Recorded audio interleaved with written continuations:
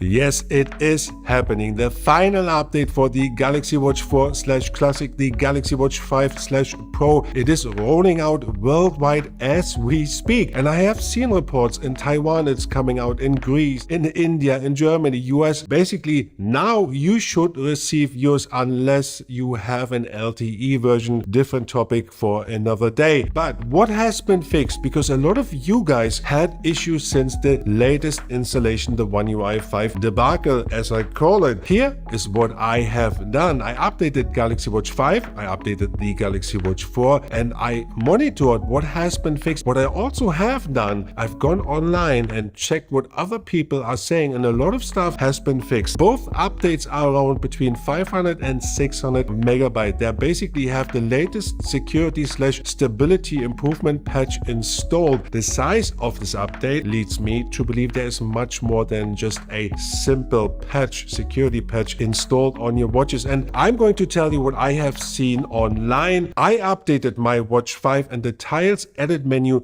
now has a black background. The watch also seems smoother and the battery got better. A lot of you guys have had battery issues and that seems to be fixed for the 6, for the 5 and for the 4. But there is more. Hear me out. After updating it yesterday, it simply mentioned improving stability and we covered this. I have noticed a slight improvement in smoothness and the RAM occupation is lower than before the update. The battery life remains almost the same, but I have to wait a few days for the battery to optimize. Some people said it improved battery life after the update, and yes, you may have to wait for the new learning pattern to be applied when you do this update. I would say 7 days. There's one more I found really interesting because some of you guys had some issues with the bezel. I just updated my 4 Classic. Problems with bezel seems to be fixed. Other than that, I see that